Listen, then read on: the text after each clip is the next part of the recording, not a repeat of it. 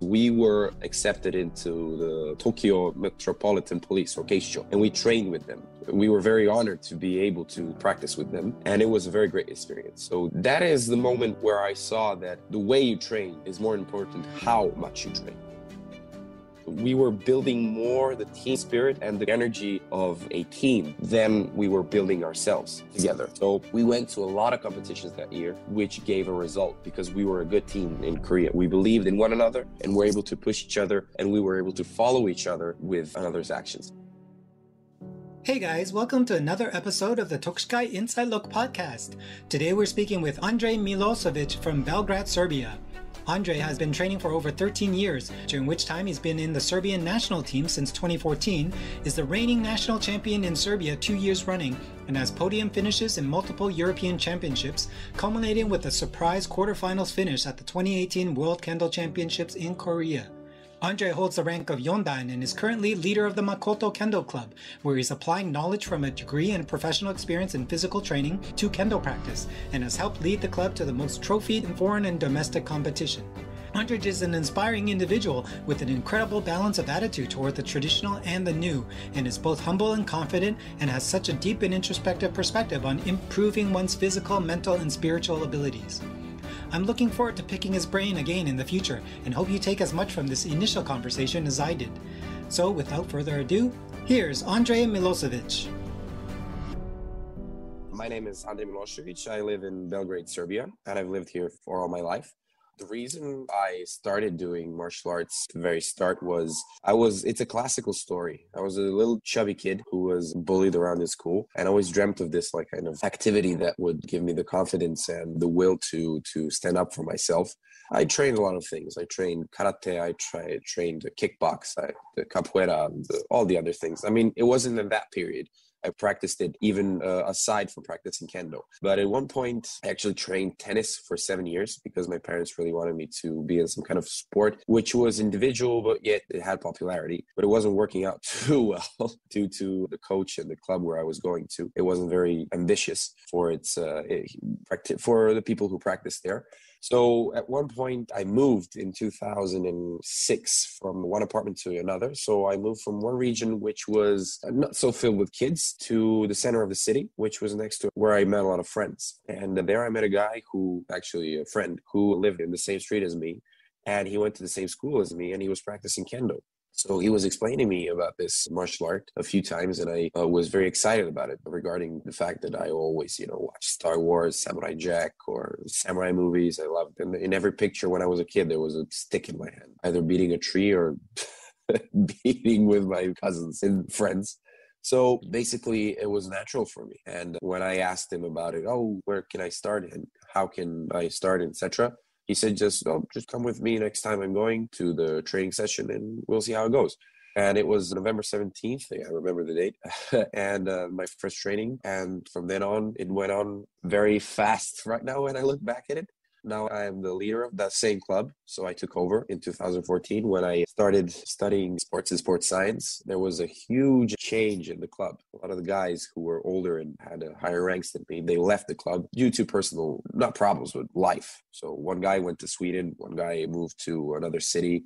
Other guy stopped because of health issues, and a lot ended up to fall on me, on my back. But I wasn't afraid of it because I already had some kind of experience within how to lead practices, because I was often offered the chance to lead the practice within the dojo when they were present, of course. And it just continued on normally. Of course, I had help from my teacher who was always there to help with either the beginners or the people in Mogu, in order for me not to be alone. And along the way, I started learning, and I progressed in my university, learning different methods, approaches, and et cetera, et cetera. So I fit into this role perfectly. And as I said, now I'm currently the leader of my dojo, Makoto Kendo Club, which is, well, now I can't say that it's the biggest club because we lost a lot of members due to the COVID situation, but I don't know how the other clubs are doing. So I don't want to say we're the biggest, but maybe we are, maybe we aren't. It all depends on the statistics, and there are no statistics right now because everything stopped. But now we continued practices a few months ago. So not a few months ago, we had again to stop when we had like a second wave here, but now it's going on well. As for my personal life, as I stated, I studied sports science. I work as a fitness instructor in a gym. I work with a lot of people. I work with all ages. Before this job, it's called, here we call it an animator, but it's not an animator. I don't draw things. I make activities and parties and small sports happenings for children. And I worked in an agency. Then I worked in a private school. And then I realized that that wasn't for me. Too much stress, too much time consuming. And I moved to Italy for about 2 months, started holding trainings in a specific gym that was yet to open. I was invited by a dear friend, Italian kendo player, Cristian Filippi. You probably heard of him. And I stayed there with him for, in total, I think it was 3 or 4 months, but it was divided into, I went there a few times. And when I returned in December, I thought to myself, like, I'm not going back to working with kids, not because I don't like it, it's just because it was too hard. And I want to start working in a gym. And I've been there since December. Everything's going well. And I'm working on myself as a coach inside the gym, physically and educationally, because I'm surrounded by really good experts in this field. And I'm really trying to incorporate this knowledge that I'm picking up inside the gym to Kendo, because my final goal is to bring up a dojo in which there will be a gym, there will be like a functional area, and that people will be able to incorporate both. So if someone practices Kendo, they need to realize that Kendo has a physical aspect to it. So we can't only work on the mental side, we need to also work on our physical side. When we are younger, of course. And as we get older, the physical side starts to become less important and the mental side becomes more and more present. There's so much. I do want to get into all of that later stuff. Your expertise in sports science is something that's lacking in a lot of these traditional martial arts, and I think there's a lot of help with that. I recently had an interview with someone where I was mentioning that as I was getting older, I can feel a lot of issues, like using the wrong muscles, or I'm not connected in the right way, so I can get injuries, and that will just reduce the amount of time I have left in my life to do practice, which is what we want to extend.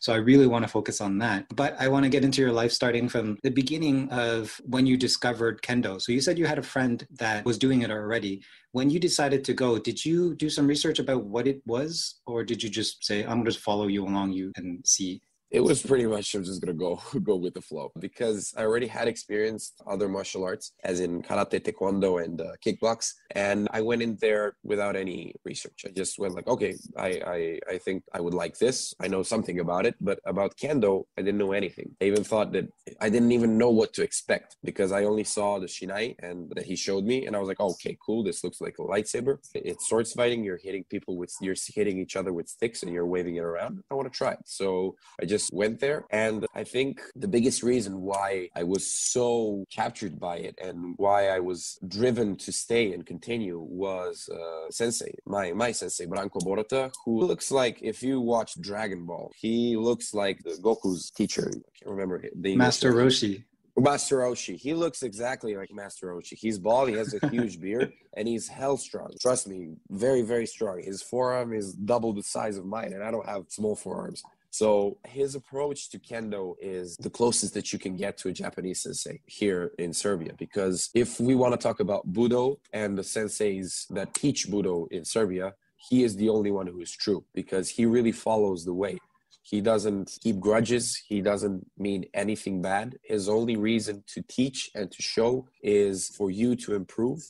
And he has shown throughout the years that the time when he is most happy is when he sees his students improve. And to me, that is the pinnacle of being a teacher, when you find pleasure and happiness in what you've created and it becomes bigger and better than you. So, as I said, the reason why I stayed there and why I was so completely impressed by Kendo was because of him, because of his stories, because of his way, the manner that they showed the exercises, the way that he presented himself. He was the kind of unreachable goal, and still in a way is. First of all, talking physically, and then talking spiritually, mentally. And if you, in Kendo, his seme is something that I personally think is very, very hard to reach. Even great fighters or teachers or senseis don't have that. And that is something that is natural.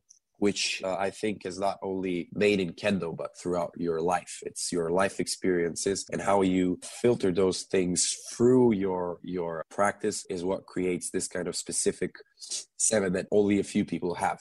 So because of him, I think it was the reason why I stayed and kept on going. Wow. Yeah, that's amazing to have a sensei like that. A good way of being able to see that a person's like this is just the way that he behaves in the dojo and the way that his students behave in the dojo. Could you maybe talk about what your initial view when you first went there? What was it about how the students were behaving, how the senseis were behaving that gave you a sense, I want to be here? And then over time, well, first of all, my first impression of his was, wow, this guy's very scary. He was very, very scary. As I said, he looks like the cartoon character, but he's not that funny when you see him. But when you meet him, you understand that he is a very gentle soul and a very compassionate person who is open to joking, but also he is very serious when you work. He will yell at you, scream at you, not hit you as in beat you, but hit you when you're in practice and push you further. But at the moment when you feel that you are going to break because of this tension that he's creating, then he comes close to your face and he just does. And you understand that he's joking, that he's like trying to inspire you to continue on going. Sometimes he had one problem, and that was the way he led the practices. It wasn't the best way because he didn't have a method to divide groups. So he would put everyone in the same category. And he would always think that if he can do it, that you can do it. And he always went from this kind of perspective, which isn't bad because he always said, like, I had so many operations. I had a car accident. I had this. If I'm able to do it, then you're able to do it. Trust me, you're young, you're this. But not everybody is made from the same stuff. I probably made from the same stuff as he is because I endured everything and I never said a word about it. And I think it's a great way to motivate a person if the person is right for it. And that was one of the reasons why he, at some point, put me in charge of leading the practices. He always stayed on the side, helping with the small details, giving advices. But it was mostly because he wasn't able to create a well-structured methodology to work from the beginning till the end with everyone. Of course, you have individuals who catch on, like myself. But when you talk about the club, your club is not thriving on individuals. It's thriving on everyone as a collective, as a family. And he was able to do this, that to create a atmosphere that when you come to the club, you feel like you've come to your house, to your family. So that was one of the good sides. But the bad side was that he wasn't able to divide people into groups and to create like certain levels. So, for example, you're 50, I'm 20, and you and me both cannot do the same thing. If I can do 20 sit-ups and 50 push-ups and whatever, you can maybe do more because you've been in sports all your life, or you can do way less because you've never been in sports. So in a way, it's not as a teacher or a trainer or whatever to push you to do something that I think that you should be able to do, but I should follow your metabolism, your anatomy, your physiology, and say, okay, so you're right now here, and I want to bring you here. So how do I bring you from this point to this point? And this is the methodology that we have to have, not in just Kendo, but everywhere. Like learning something about programming or learning how to do a deadlift. It's the same. You have to have like this kind of way that you start from zero or the place where you are at the current moment, and you go step by step to reach what you want to do.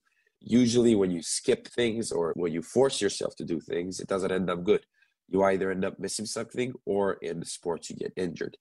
And this is why the physical aspect, for example, is very, very important. And this brings us back to why he actually had so much trust to bestow the role of the leader in the club upon me. So I was very, of course, grateful. I can say that I wasn't afraid. I was very afraid because it's a very huge responsibility, but it grows on you, the responsibility. You get used to it and you start to enjoy it at some point. But then you start to get very very angry when you see other people are not willing to contribute and to focus as much as you are. But that's another story. So taking on leadership responsibilities like that usually requires some experience in other areas and some learning on the individual part before you feel like you're competent enough and you have the motivation to do something like that. You had mentioned this thing where you were still kind of figuring out what you wanted to do for your work. You also moved to Italy. Could you talk about the circumstances around that and then how that kind of led you back to understanding what is it that you want to be doing with, I guess, your life and with your life in Kendo as well? Yeah. The thing about Italy was it was in the moment. It was a decision that was made in a very, let's say, short period. So every year in Belgrade, we organize a huge competition. Right now it's called Makoto Kendo Trophy. Before it was called Belgrade Kendo Trophy, but we divided two trophies due to some inner politics within the federation, doesn't matter. So one year when we were organizing the trophy, of course, we have a very strong relationship with the Italian Kendo players or the Italian Kendo Federation. And Christian was present, and I talked about how I was finishing university and how I want to start to work, etc., etc. And he suggested to me, like, would you like to come maybe to Italy, to my town? I opened my fitness center and I'm starting to work on it. And I would really like to have you to try and work there. I can't promise any like good money, but I can promise experience, good time, and I can do kendo with you if you would like. For me, this was a great opportunity to go outside, to try myself out in the outside world, how we would say it, in another country, and to see if I'm able to create a good relationship outside. So create like a base somewhere else. Of course, when I went there, I was completely impressed and I was wowed with what possibilities lie outside. Because here, the problem in our country is it's very hard to succeed in a normal way without going into criminal acts or asking someone to borrow you huge money or something, because the political situation here is very bad. And every bureaucracy, everything you need to do, paperwork, you need to pay extra, you need to do extra, you need to do more. And it's very tiring here. And you need to be very, very qualified, and you need to have very good traits and be very specific in order to succeed. Of course, that was the reason why I came back, because that's a challenge. And I'm the guy who likes to challenge myself to do these things. But this was an opportunity for me to go outside to see not only Kendo from a different perspective, but my line of work from a different perspective. And I stayed the first time for, I think, 2 or 3 weeks. Didn't really do so much work there, but trained more because it was like the end of the season. And he only gave me a few people to work with. But the few people I worked with, he was very happy. And I helped him a lot around the gym. I gave him a few advices about how to run things because I had experience from some gyms before that I went to and worked there for a short period. And what was specific about it was the whole atmosphere there for me was phenomenal. So I saw that outside the country, there is a drive from other people when they see that you have quality and that you have knowledge to learn from you, to ask you, to help you, to give you a hand without you asking. And for me, this was a first, because here usually when the people see that you're good, they just want to trip you over and say that you're bad. So I was tempted to go there again, and he suggested to me that the next time I come, I stayed longer. So I did. The next time I went, it was in October 2019, and I stayed up until December, the end of December, or middle of December. I can't really remember. And he opened a new whole fitness center. So he had a gym before, and then he invested in a fitness center, and he needed someone to be there and work with all the people while he was doing, either construction work or paperwork or just running around the city, bringing in equipment, etc. During these 2 months, I had like a real now steady job in Italy. I was getting up early, preparing breakfast for myself, making programs, making, set lists for music that I would play that day so that people would be motivated, etc., etc. I would get there, do a 4-hour shift. I had a break, then again, another 4-hour shift. And it was very interesting for me. Like I felt that something was changing, and it did change me. The whole experience there changed me. And at the end of all of that, each day or each second day, we had Kendo practice, which for me was one of the best things that could have happened to me, because in a long while, I had someone to teach me, not to teach me, but to lead my practice, because I haven't been in a long time for a continuous amount of trainings that someone is saying, okay, do this and do that. Oh, no, don't do it like that. Do it like this. Because my dojo, I'm the guy who's leading practice. And the only one who corrects me or who says to me, okay, do it differently is myself. I look at the mirror. I try to fix myself, my posture, because my sensei, he doesn't tell me these things anymore because he feels that I've surpassed him. in a way, which I don't agree. Of course, he gives me advices when I ask him, but he doesn't, let's say that in his eyes, he taught me everything that he can, which I disagree, but he thinks that unfortunately, he is a very good person and he is very modest. And I think he feels that if he tells me something to do differently, I might get offended, which is not the case. So sometimes I need to draw out things from him.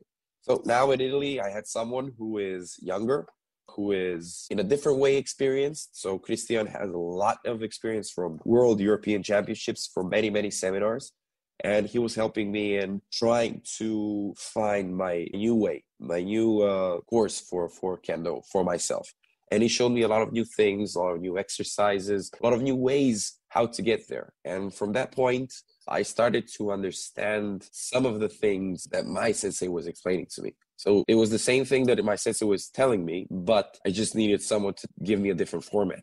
And it helped me a lot, which was shown in the moment I returned from Italy. And the first time there was a national championship, I won. I was the national champion. And then the next time when I went there again, I was the national champion. And each time I saw that my level of Kendo had grown by twice or three times because I changed things. And it wasn't only in physical. Actually, it wasn't in physical at all. My physical abilities were a bit less because I wasn't training on myself so much inside the gym, but I was training more within Kendo. And even though the trainings weren't hard, they weren't high intensity trainings, like if you were to go to some kind of camp or whatever, they were very simple. I would sweat, but it wasn't too hard for me compared to what I was used to. But it gave me insight on things that I was struggling about, how to move, how to approach a certain opponent. My biggest problem at that point was Hikimasa. I had a problem with him. I could do him, but out of 10 tries, I would get one. Could you explain what that is for people that don't know Kendo? Yeah. So Hikimasa is a technique that you do when you are close to your opponent. So when you do a strike, you get into a clinch like boxers, and you keep your hands, your fists on one another's. And from this point, you can do two things. One is to just move back to your beginning or the standard mae, tomae, or you could do an attack, which you can hit the head, the arm, or the body, or the torso, or menkote, or do. And this is called the Hikimasa. And it's very specific because when you hit it, you need to like blast yourself in reverse away from your opponent to get away. And in this action, you need to strike correctly with the correct part of the sword or shinai. You need to have fumikomi or the stump on the floor with your foot. And as I said, you need to catapult yourself away from your opponent. So I had difficulty with executing this because my dojo is very small and we almost never did it before. And my sensei was always he had different opinions about the Hikimasa. In his opinion, he thought that Hikimasa was a pure manifestation of Kendo becoming a sport. And he didn't really like it because it was cheap. In his mind, it was a cheap move. Like you're going back and bam, you hit someone. In his way, he would always go back and then always confront frontally. So nothing going back. But of course, that's one way of thinking about it, because when you look at it, when you have exams and when you have like ratings, you don't see Hikimasa. You only see like frontal attacks. You see like shikakevasa or the attacks like men, kote, or do, and you see ojiwaza like debana kote, debana men, or kaishido. You rarely see someone doing Hikimasa. Or when you look at the hachidan or the eidan competitions, you don't see so much. Maybe a few, but that's usually when somebody breaks concentration so much that he's like, okay, I gotta use this. Bam. So I had a problem with Hikimasa because of the space, first of all, and of course the mental approach to it, which was a big drawback for me for my competitions.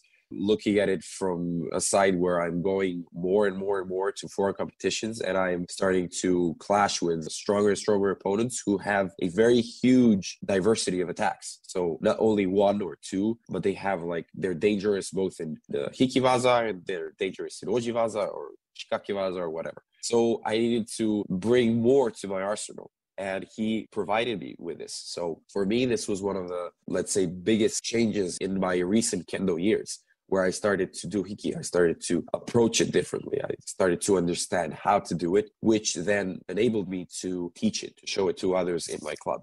And now there is more and more people who are being good or even better than me at it because they find it as their own. Because each technique, we can find something that suits us most, and we use it the most. And we call it like the special technique that we use that we can win.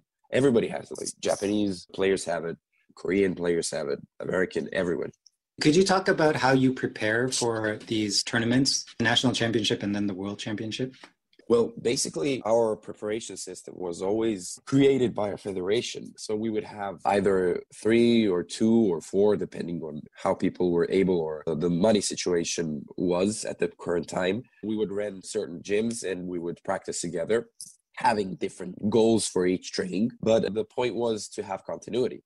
And at some point from the period of 2014 till 2000, let's say 17, we had very, very high intensity trainings because we were preparing physically, because the coach of the national team at that period was an ex-soldier. So the only way he knew how to do these things was to break you physically in order to become stronger mentally, which gave results. Yes, gave results as in we were able to always win the Balkan trophies. And we were always able to get to the top 5 within the European Championships, but there was never a medal. So there was something wrong with this method. Individually, people were being stronger, weaker. They had different paths, of course. But in the end, when I was at the end of my university, I had this specific subject, which was called preparation for sports. It's called preparation conditioning, but conditioning is not the same word in English as we use it. So basically, this subject was about how to prepare your time for some competition. So you have these different periods. You have the pre-competition period, you have the during competition period, and the after competition period. And this all creates a circle.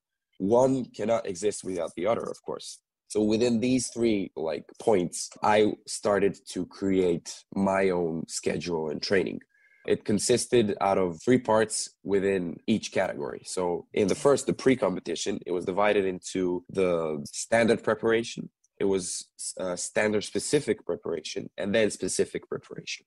So what are these 3? The standard preparation is your regular going to the gym and just bulking up, doing bigger weights, bigger exercises, more repetitions, core exercises, mobility exercise, etc. Then you have the basic specific, which you start to change and you start to mold your exercises that are kind of look like or are now pointed towards the sport or the activity that you are doing. So if you're practicing kendo, you will start to focus more on the explosiveness of the legs, the plyometry of the legs. You will start to more work on your rear delt shoulder muscle and your forearm shoulder and your triceps. So you're still working in the gym, but you are now working for a specific sport, for a specific reason. And then at the end, you get specific one, which you only do exercises which are low weight with high intensity, starting to create your own, let's say, strength, your own personal, functional strength that you have. And you're molding it for the specific sport completely. So you're now doing more moving, you're doing more suburi, you're doing more different positions of your body, trying to figure out how to best use what you've created. So if I were to explain it visually, you imagine that you have a pile of mud, and the first part is you're gathering the mud. The second part is you're baking it. And the third part is that you're creating it into some kind of shape. And then you use that shape to incorporate it into the next stage, which is the competition part. It's again divided into 3 parts. You have the preparation, the sheer competition, finally after the competition, if you have competitions again. So within these 3, you finish one competition and then you're going to another. So the third part is what you're doing in the middle. So this part, you start to neglect the gym. You're doing maybe once just to keep up your shape or something.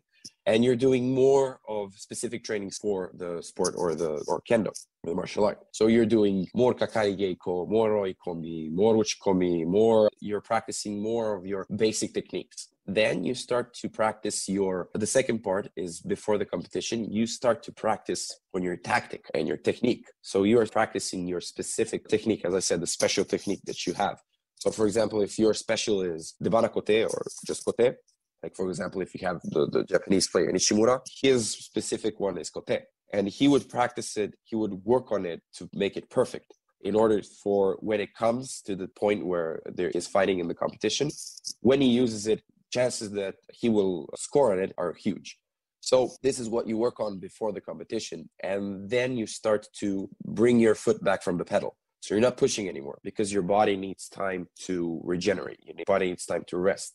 Then you, of course, change your food, etc., etc. You try to put in more carbs inside your body so that you have more energy, so that you feel happier, you feel more secure about yourself, you have more confidence, etc., etc. This is all very intertwined. So in the end, before the competition, this is called a resting period. And you have the active resting period where you're training, but you're not pushing yourself. You're just breaking a sweat just to keep your muscles moving. You're doing a lot of stretches. You're doing specific stretching for what you want to do. So legs, of course, arms, your body. So then you have the competition where you're just giving it what you have. And at this point, you should be at the top of your performance. And this whole process is called the process of supercompensation, is where you're bringing up your level of intensity training in order to tire your body. And then you're lowering the intensity, allowing your body to recover and to incorporate what you've done. So imagine that you're eating food. You can't eat food all the time, and then a lot of it, because you'll get sick and then you'll throw up or you'll start to get fat. But if you eat food at certain time and give it time to digest, and you eat quality food, it becomes muscle, and then you eat again, etc., etc. So you need time to digest. It's exactly like this in sports. You need time to allow your body to incorporate what you did to it. If you continue to push it, then you get injured, then you get problems, and then you go back, you don't go forward. And that's the biggest, let's say, right now difference between me and the rest of the guys who are training. And that is the reason why I am able to win competitions right now in the past 2 years consistently, is because my methodology of training is different. I don't force myself in certain trainings, and I don't say any training is better than no training. That is wrong. It's better no training than any training. If you train the wrong, it's much worse than if you didn't train, because you can get hurt and you can create consequences for yourself that you will feel later on in your years or in your match. Yeah, I love this because it's really showing that the people that really succeed aren't necessarily the ones that are most talented or the ones that practice the most, but the ones that have a system for getting them into the right, to match the timing of when they're the most likely to succeed to when the competition is. And it seems like you've thought a lot about how you prepare yourself. Yeah, I've given a lot of thought about it because it's my job primarily. And second of all, I want to show people primarily in Serbia that if you do it correctly, you can show results, which has been shown at the past 2 competitions in Korea and in Belgrade at the Worlds and European Championships, because the trainings were not, for example, for Korea, we didn't train together at all. Everybody trained on their own. We had maybe 5 practices together, which were high intensity. But the rest of the time we spent together was on competitions. We were building more the team spirit and the energy of a team than we were building ourselves together. So we went to a lot of competitions that year, which gave a result because we were a good team in Korea. We believed in one another and were able to push each other, and we were able to follow each other with another's actions. Can you talk about that Korean experience, like going there for the World Championship, just the whole vibe? Yeah, for example, so if I want to talk about Korea, I have to talk about Japan as well. Because in 2015, when the World Championship in Japan this was like a really big deal. And we were practicing very hard.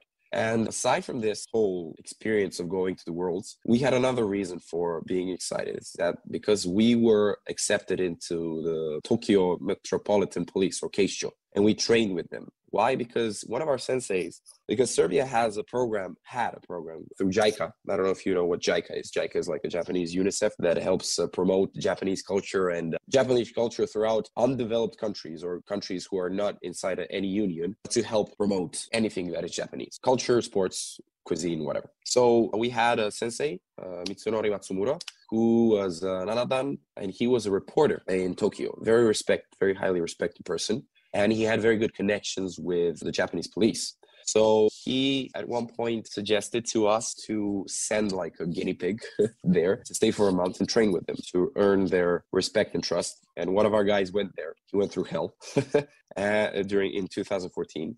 And when he came back, he said, we have an invitation to come a month early next year to train with them. And of course we did.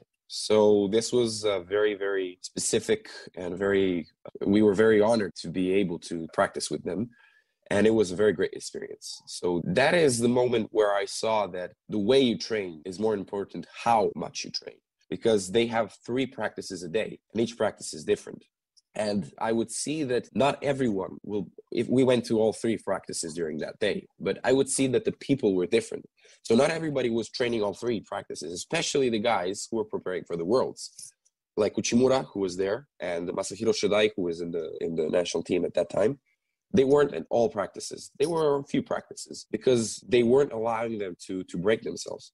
Because those trainings are really hard. So they have like this schedule for them, specific schedule for national team players, because they have, aside from those practices, their own practices for the national team.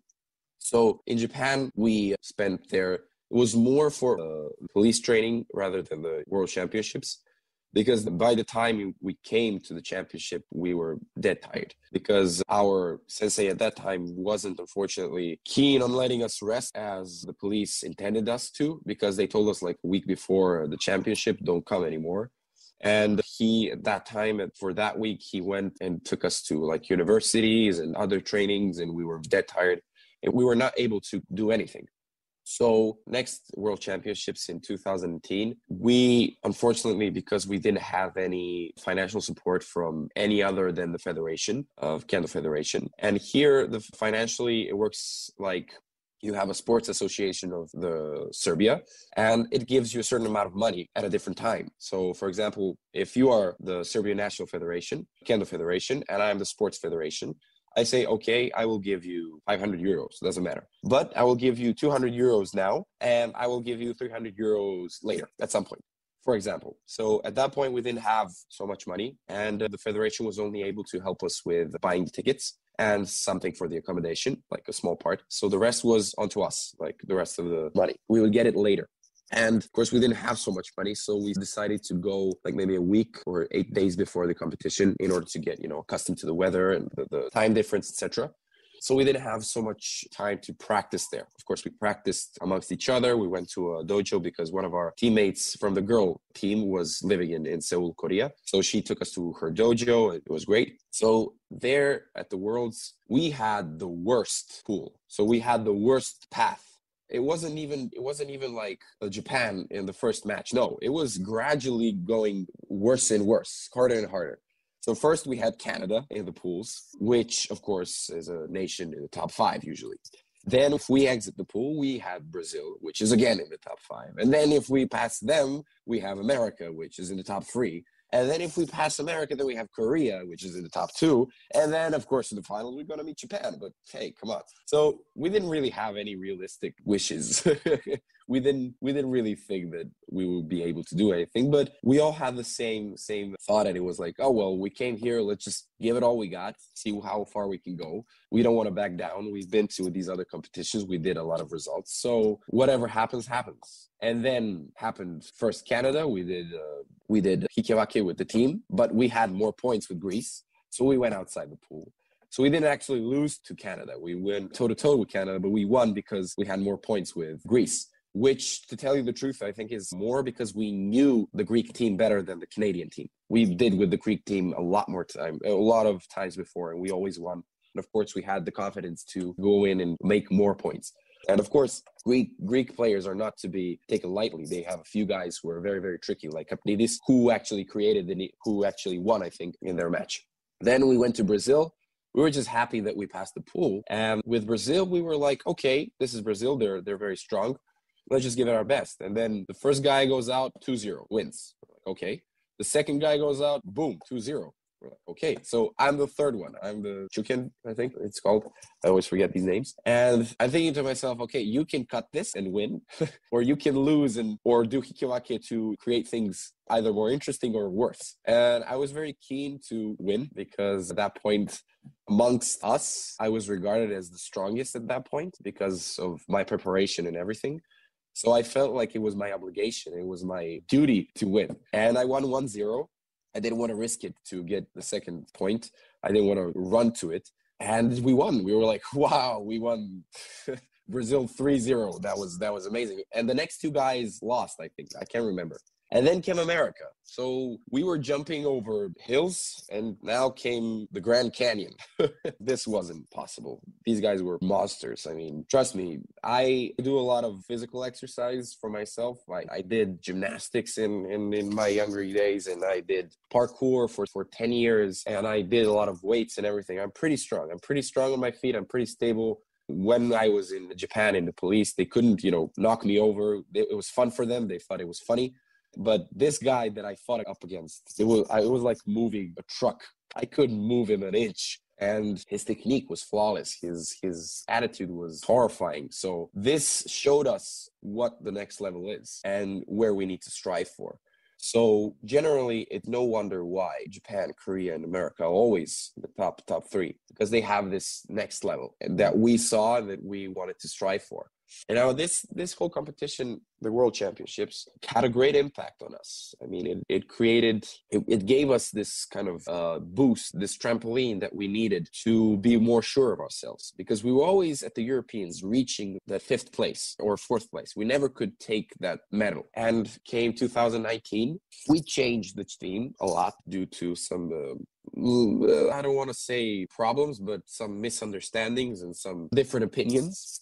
And we had a lot of new guys, young guys who came in. And we, again, had the same attitude. Let's just give it our best. We had a lot of training together. We had a program because it was created by myself and another guy who we appointed as a coach, who is a professional football coach. And he quit his job for a certain period because he now moved to, I think, Malta or somewhere else where he now works. So he had like this period free. And he said like, okay, guys, 2019 is here. This is the European Championship. It's time to win. So he started to work with us for around 2 months.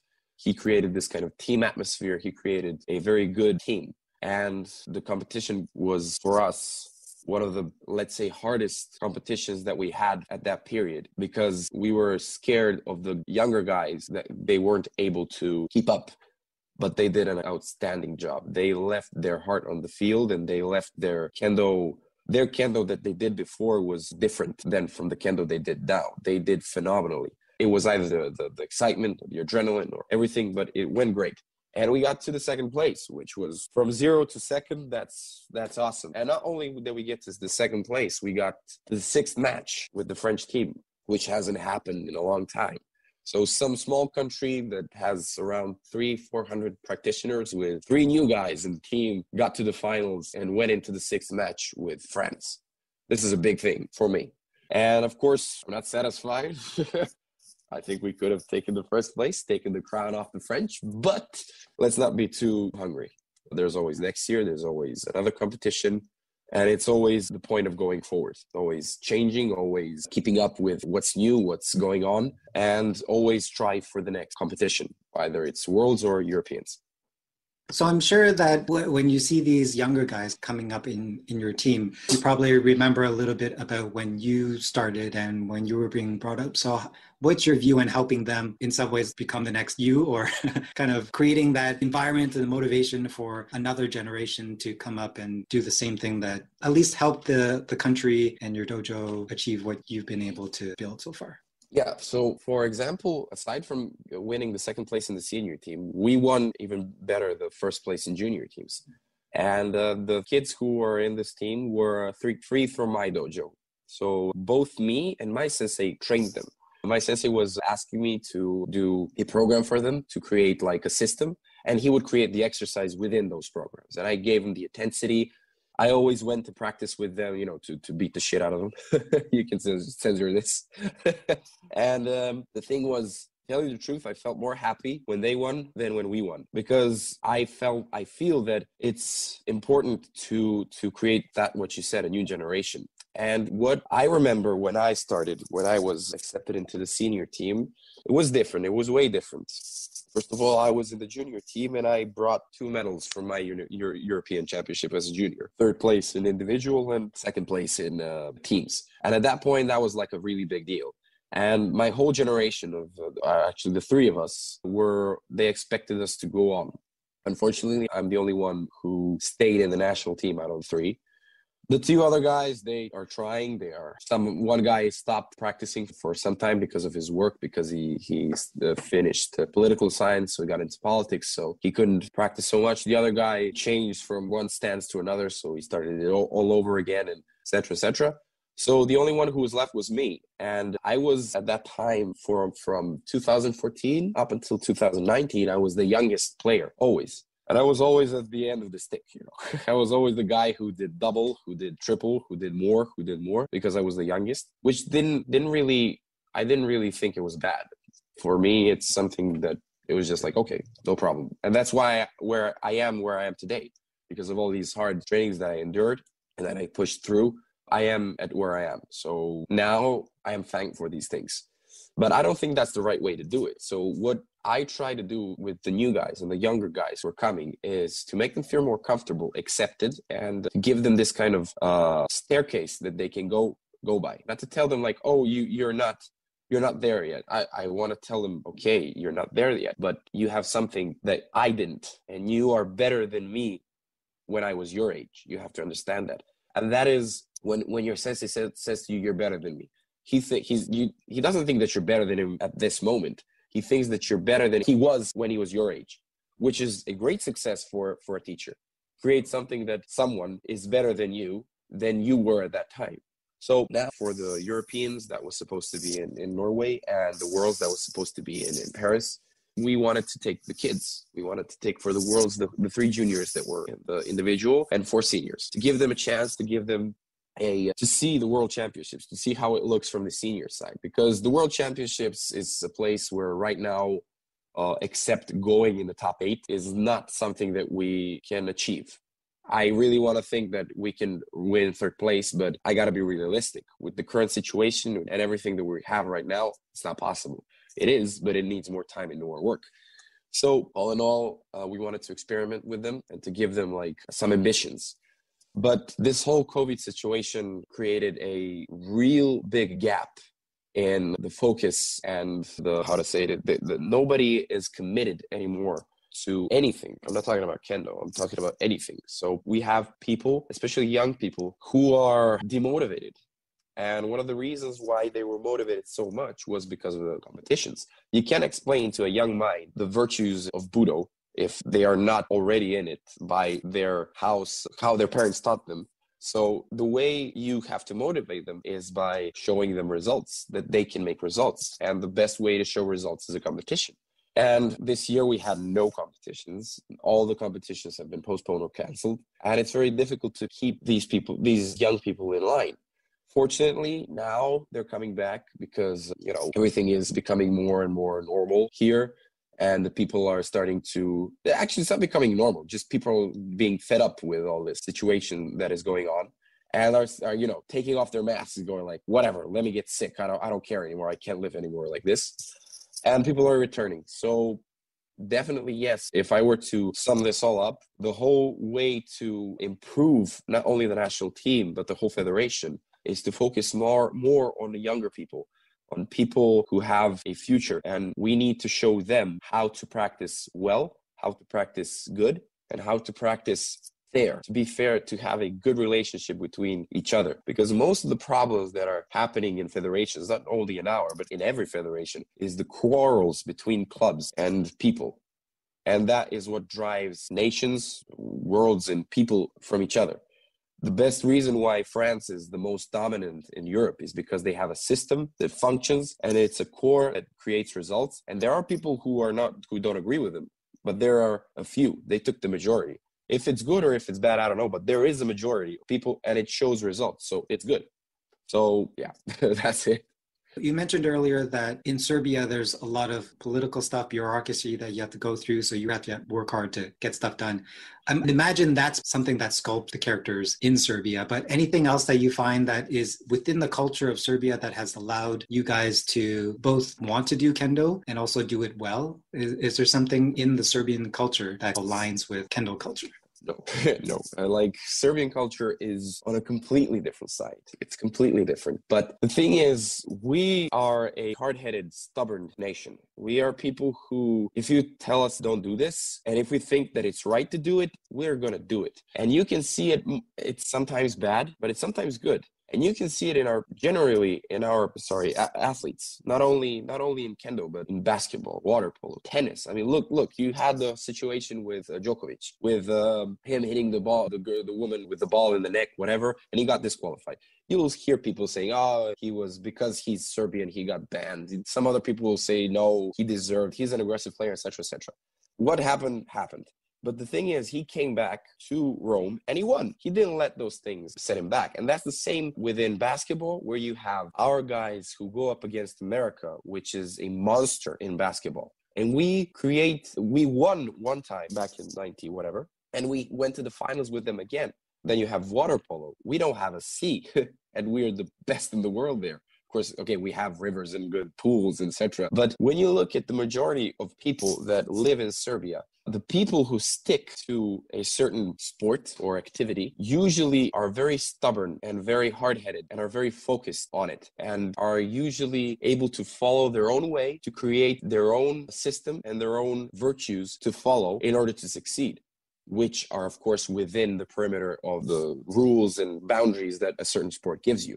So in Kendo, I would say that our stubbornness is one of the key things that help us, because we don't give up. We really don't give up. I mean, the team that I've been with, we've been through a lot of things, not only financially, not only emotionally, but we had quarrels between each other and we've had many problems and et cetera, but we were able to pass through those things and put aside our differences for that one moment, and we were able to create results. The Serbian nation and the Serbian people are the people who we are not on top of the world because we trip each other.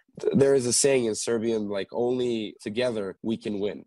It's a bit different. There are different words, but I don't know how to directly translate it. But the thing is, our people usually tend to sabotage each other. And that's why we don't progress in other places. But when a number of people get together who are able to set aside those things and not to trip each other, then you have things like the basketball team, the water polo team, the kendo team, the tennis, the whatever. Few hard-headed people who say, no, we don't want to be categorized as people who trip each other. We're going to help each other, and we do it, and we make results.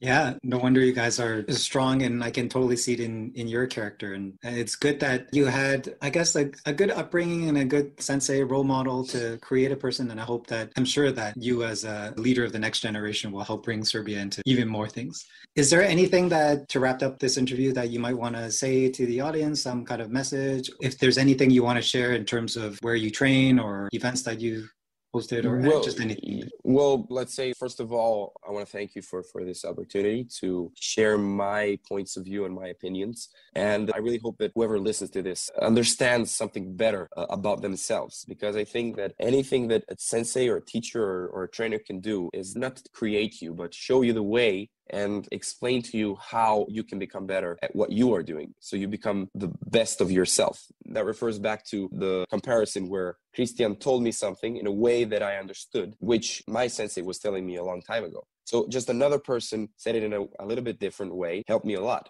So I hope that this will maybe help someone understand things better. Second, I really hope that people don't lose faith and don't lose character because of this whole situation. It's very hard. It's very difficult.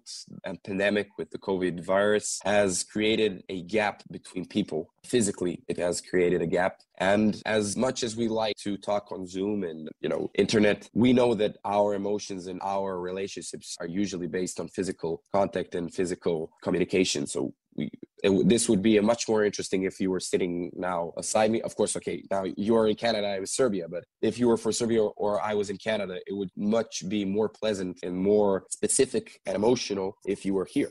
So not to let this bring people down. It's very difficult, but endure. Just like we've endured many things, just like the Serbian Federation endured many falls and the Serbian National Team, so many losses. There is always a good end if you're hard-headed, if you're sure what you want, and if you keep your path. And the last thing, well, as I said, I train in Serbia. Everybody is always welcome to come to Makoto Kendo Dojo in Belgrade.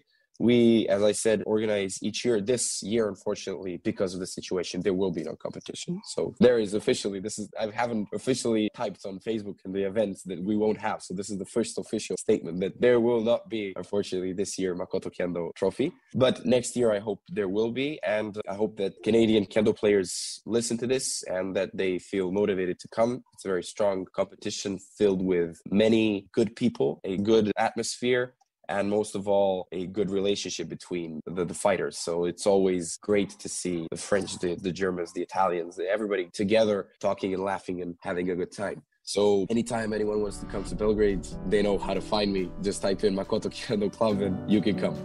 Thank you so much, Andre. That's a great way You're to wrap welcome. this up. Thank you so much for that, and have a great rest of your day.